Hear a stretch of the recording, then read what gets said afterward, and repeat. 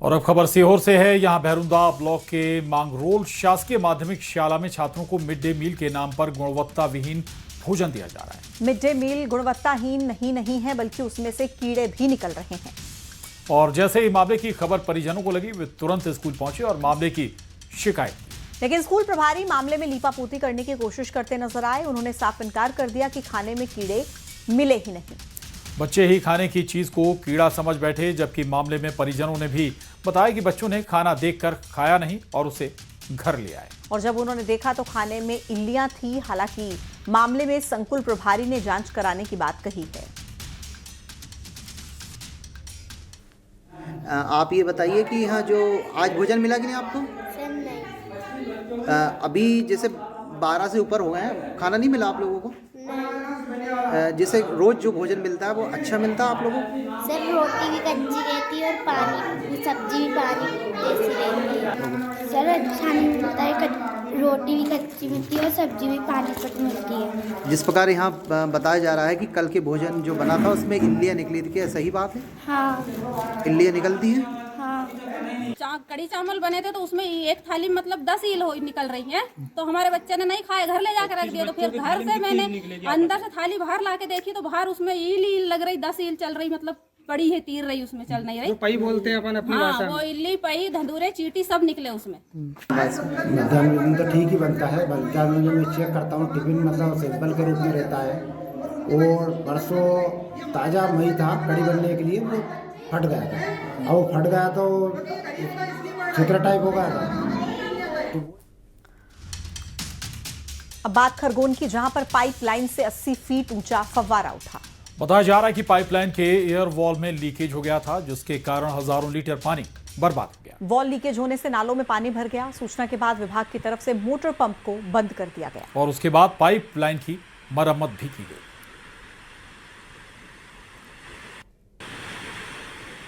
तस्वीरें खरगोन से हैं। 80 फीट ऊंचा फव्वारा उठता हुआ नजर आ रहा है। दरअसल पाइपलाइन ब्रेक हो गई थी और इसके बाद इसे दुरुस्त भी किया गया।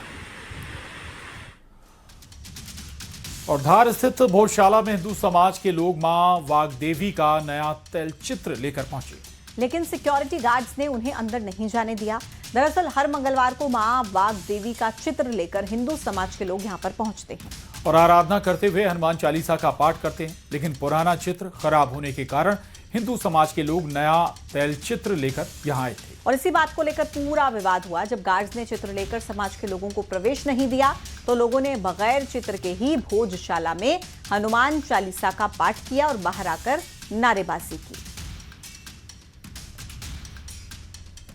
सत्याग्रह चालू हुआ तब से लगाकर आज तक पहली बार ऐसा हुआ है कि बगैर मां के चित्र के सत्याग्रह हुआ है। प्रशासन की हठधर्मिता है। प्रशासन के नियम केवल हिंदू समाज पर लागू होते हैं। आज यहाँ पर यह पुरातत्व की धरोहर है, किंतु उसके ऊपर पुताई की जा रही है, जिसकी कोई अनुमति नहीं है। पुरातत्व विभाग कोई अनुमति नहीं देता। नहीं पुरातत्व विभाग पुताई रंगाई करवाता है। उनके लिए कोई नियम नहीं है, केवल हिंदू समाज। मौलाना मदनी ने अपने जिहाद वाले बयान पर माफी मांगने से इनकार कर दिया है। मौलाना महमूद मदनी ने कहा कि उन्होंने जो भी कहा सोच समझकर और पूरी जिम्मेदारी के साथ कहा है। उन्होंने दावा किया कि जिहाद एक पवित्र इस्लामिक शब्द है, लेकिन इसे जानबूझकर बदनाम किया जा रहा है। कही गई एक तो यह कि ऐसी बोलने में नहीं कही गई, बल्कि वो सब लिख करके तैयार किया गया। वेल प्रिपेयर्ड डॉक्यूमेंट है वो। और हम बहुत ही साफ तौर पे कहना चाहते हैं कि जिहाद एक पवित्र शब्द है, पवित्र इस्लामिक शब्द है।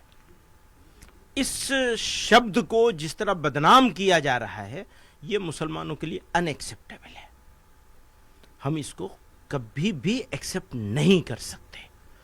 बहुत दिनों से सोच रहे थे कि नीचे वाले कुछ कर रहे हैं, चलो छोड़ दो, सोसाइटी खड़ी होगी, सीनियर लीडर्स खड़े होंगे, पार्टियां खड़ी होंगी, सरकारें उसको टोकेंगी, कोर्ट रोकेगी। कोई रोकने को तैयार नहीं है, कोई सुनने को तैयार नहीं है।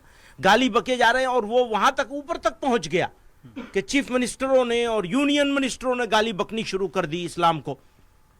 वो कह करके जिहाद जिहाद कह के हर चीज को जिहाद के साथ जोड़ दिया है। तो हमारे लिए तो जरूरी है कि हम बताएं कि जिहाद क्या है। हिंदा कौमें सरेंडर नहीं करती और वंदे मातरम आपको बोला जाएगा, आप बोल देंगे, तो वंदे मातरम पर चर्चा भी होनी है। तो अगर सर इकेश्वरवादी हैं, एक खुदा के मानने वाले हैं, एक ईश्वर की पूजा करने वाले हैं। आप ये चाहते हैं कि मैं 70 जगह पे मत्था टेकने लगूं, ये नहीं होगा, ये बिल्कुल नहीं होगा। कोई अगर करना चाहता है करे शौक से, जबरदस्ती क्यों? तो बच्चों के साथ स्कूलों में जगह जगह जबरदस्ती हो रही है, ये एक्सेप्टेबल नहीं है। और भारत में अब सभी नए मोबाइल फोन में संचार साथी ऐप पहले से ही प्री इंस्टॉल होगा। दूरसंचार विभाग ने मोबाइल हैंडसेट में संचार साथी ऐप पहले से ही इंस्टॉल करने को लेकर निर्देश जारी किया है। मोबाइल कंपनियों को 90 दिनों में सभी नए हैंडसेट में संचार साथी ऐप इंस्टॉल करना होगा। केंद्रीय मंत्री ज्योतिरादित्य सिंधिया ने बड़ा बयान दिया है। सिंधिया ने कहा कि इस ऐप को इंस्टॉल करना जरूरी नहीं है, आप चाहें तो इसको अनइंस्टॉल भी कर सकते हैं। ये जरूरी नहीं है। दरअसल दूरसंचार विभाग ने भारत में इस्तेमाल होने वाले सभी मोबाइल फोन में संचार साथी मोबाइल ऐप प्री इंस्टॉल होना अनिवार्य किया था। उधर संचार साथी ऐप पर कांग्रेस सांसद प्रियंका गांधी ने कहा कि निजता का हनन है, संचार साथी ऐप के फैसले को सरकार को वापस लेना चाहिए। संचार साथी ऐप का फैसला डिक्टेटरशिप है। अगर आप चाहते हो तो इसको आप एक्टिवेट करो, अगर आप नहीं चाहते तो इसे एक्टिवेट मत करो। सुनिए ना, अगर आप इसको अपने फोन पे रखना चाहते हो तो रखो, अगर आप इसको डिलीट करना चाहते हो तो डिलीट करो। ये कस्टमर प्रोटेक्शन की बात है और हर भ्रम को मैं तोड़ने की कोशिश कर रहा हूं। आपको डिलीट करना है तो आप डिलीट कर दोगे, आप कोई मैंडेटरी नहीं है। आप अगर रजिस्टर नहीं करना चाहते हो, मतलब कि उदाहरण के तौर पे इस ऐप का उपयोग नहीं करना चाहते हो, तो रजिस्टर मत करो, वो डोरमेंट रहेगा। डिलीट करना है तो डिलीट कर लो।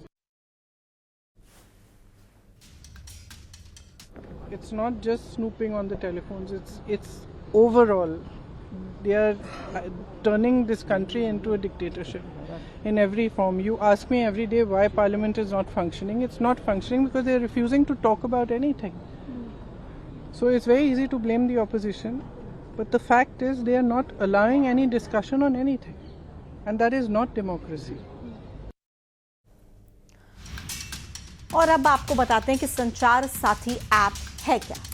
सरकार की ओर से इसे क्यों लाया गया था, यह भी सवाल है। जनवरी से अब तक इस ऐप को इंस्टॉल करने से क्या फायदा हुआ, ये भी हम आपको बताते हैं। देखिए, दरअसल संचार साथी ऐप साइबर सिक्योरिटी टूल है। 2023 में एक वेब पोर्टल के रूप में से शुरू किया गया। इसका उद्देश्य मोबाइल नंबर, डिवाइस की सुरक्षा देना और सीधे सरकार की टेलीकॉम सिक्योरिटी प्रणाली से जुड़ा होना है। CEIR में हर मोबाइल फोन का IMEI नंबर दर्ज रहता है और अगर आपका मोबाइल फोन चोरी हो जाए या फिर कहीं पर खो जाए तो ये ऐप तुरंत फोन को ब्लॉक करने में मदद करता है। चोरी या खोए हुए फोन को ट्रैक कराने में भी मदद करता है। आपके नाम पर कितनी सिम चल रही है ये भी बताता है। इसे जनवरी 2025 में मोबाइल ऐप के रूप में पेश किया गया। साल भर में 5 करोड़ से ज्यादा बार डाउनलोड हो चुका है और अब तक 7 लाख चोरी हुए या खोए हुए फोन वापस भी मिले हैं। 3 करोड़ से ज्यादा फर्जी मोबाइल कनेक्शन कट चुके हैं। 37 लाख से ज्यादा चोरी के डिवाइसेस ब्लॉक कर दिए गए हैं और एंड्रॉयड और iOS दोनों ही प्लेटफॉर्म्स पर मुफ्त में ये उपलब्ध है। और बात पड़ोसी मुल्क पाकिस्तान की, जहां हालात बिगड़ते दिख रहे हैं। पाकिस्तान के रावलपिंडी में अदियाला जेल की सुरक्षा बढ़ा दी गई है। जेल जाने वाले तमाम रास्तों को बंद कर दिया गया है। दरअसल आज